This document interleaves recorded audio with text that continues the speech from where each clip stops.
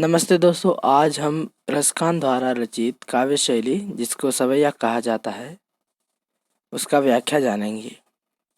लेकिन उससे पहले थोड़ा सा हम रसखान के बारे में जान लेते हैं। रसखान का जन्म सन 1548 में हुआ माना जाता है।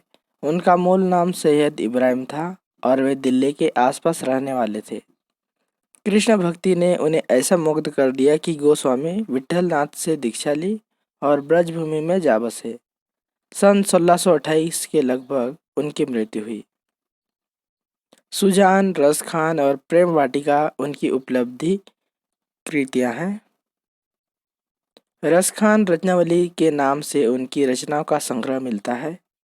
प्रमुख कृष्ण भक्त कवि रसखान की अनुरक्ति न केवल कृष्ण के प्रति प्रकट हुई है, बल्कि कृष्ण भूमि के प्रति भी उनका अनन्य अनुराग व्यक्त हुआ है। उनके काव्य में कृष्ण की रूप माधुरी, ब्रज महिमा, राधा कृष्ण की प्रेम लीलाओं का मनोहर वर्णन मिलता है।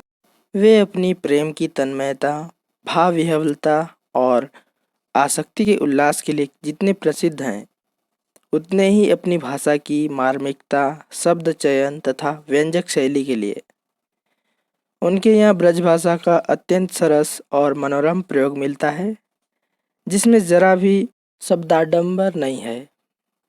यहाँ प्रस्तुत पहले और दूसरे सवैये में कृष्ण और कृष्ण भूमि के प्रति कवि का अनन्य समर्पण भाव व्यक्त हुआ है। तीसरे छंद में कृष्ण के रूप सौंदर्य के प्रति गोपियों की उस मुग्धता का वर्णन है जिसमें वे स्वयं कृष्ण का रूप धारण कर लेना चाहती हैं। चौथे छंद में कृष्ण की मुरली की धुन और उनकी मुस्कान के अचूक प्रभाव तथा गोपियों की विवशता का वर्णन है।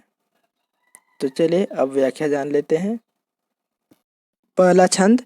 मानुष हो तो वही रस खानी, बसो ब्रज गोकुल गांव के ग्वारन। जो पशु हो तो कहा बस मेरो, चरो नित नंद की धेनु मझारन। पाहन हो तो वही गिरी को जो, कियो हरिछत्र पुरंदर धारन। जो खग हो तो बसेरो करो, मिली कालिंदी कुल कदम्ब की डारन। यहाँ प्रस्तुत बसो शब्द का प्रयोग बसने या रहने के लिए किया गया है। ग्वारन यानी ग्वाल, कहा बस यानी वश में न होना, धेनु यानी गाय, मंझारन यानी बीच में, पाहन यानी पत्थर, गिरी पहाड़, पुरंदर इंद्र, कालिंदी यानी यमुना, कदम्ब यानी कदम का पेड़। अर्थात प्रस्तुत पंक्तियों में कवि रसखान के श्री कृष्ण एवं उनके गांव गोकुल ब्रज के प्रति लगाव का वर्णन हुआ है। रसखान मानते हैं कि ब्रज के कण-कण में श्री कृष्ण बसे हुए हैं। इसी वजह से वे अपने प्रत्येक जन्म में ब्रज की धरती पर जन्म लेना चाहते हैं। अगर उनका जन्म मनुष्य के रूप में हो तो वो गोकुल के ग्वालों के बीच में जन्म लेना चाहते हैं। पशु के रूप में जन्म लेने पर वो गोकुल की गायों के साथ घूमना फिरना चाहते हैं। अगर वो पत्थर भी बने तो उसी गोवर्धन पर्वत का पत्थर बनना चाहते हैं, जिसे श्री कृष्ण ने इंद्र के प्रकोप से गोकुल वासियों को बचाने के लिए अपनी उंगली पर उठाया था। अगर वो पक्षी भी बने तो वो यमुना के तट पर कदम के पेड़ में रहने वाले पक्षियों के साथ रहना चाहते हैं। इस प्रकार कवि चाहे कोई भी जन्म ले, वो रहना ब्रज की भूमि पर ही चाहते हैं।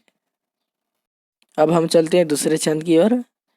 या लकुटी अरु कामरिया परराज, तिहुपुर को तजी डारो।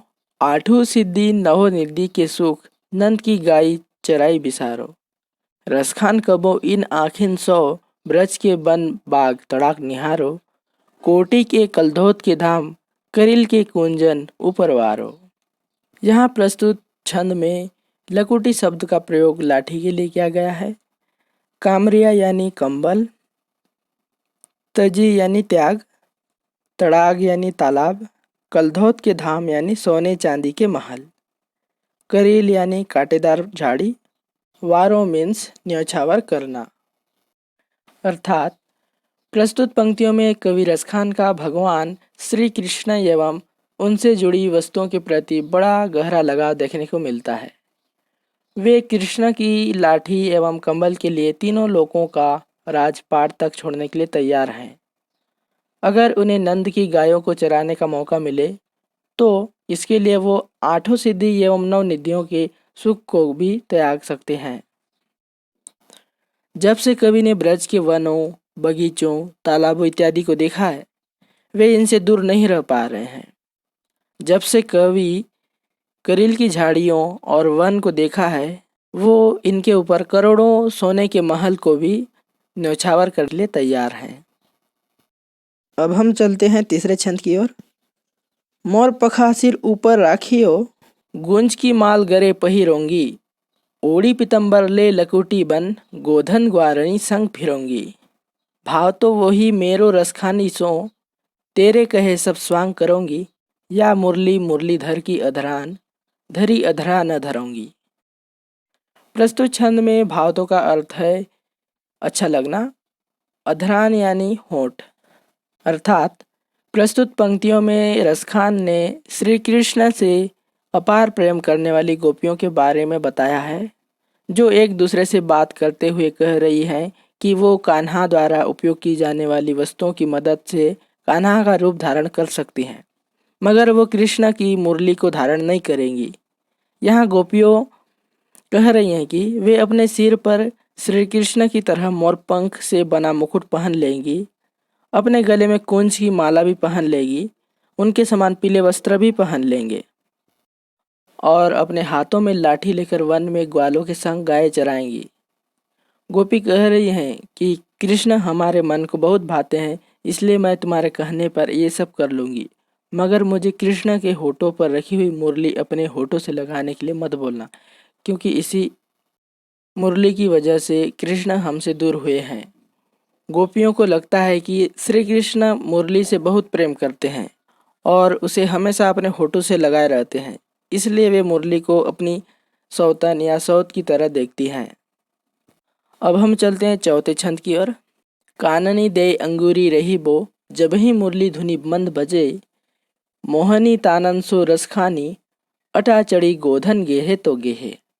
तेरी कहो सिगरे ब्रज लोगनी, कालही कोहू कितनो समझे, मैं रीवा मुख की मुस्कानी, सम्हारी न जेहे न जेहे न जेहे।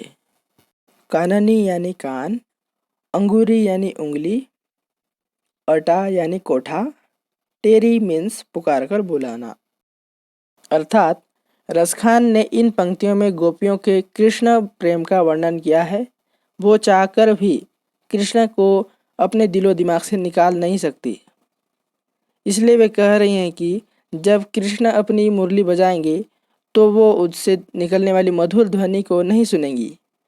वो सभी अपने कानों पर हाथ रख लेंगी। उनका मानना है कि भले ही कृष्ण किसी महल पर चढ़कर अपनी मुरली की मधुर तान क्यों न बजाएं और गीत ही क्यों न गाएं, जब तक वो उसे नहीं सुनेंगी तब तक उन पर मधुर तानों का कोई असर नहीं होने वाला।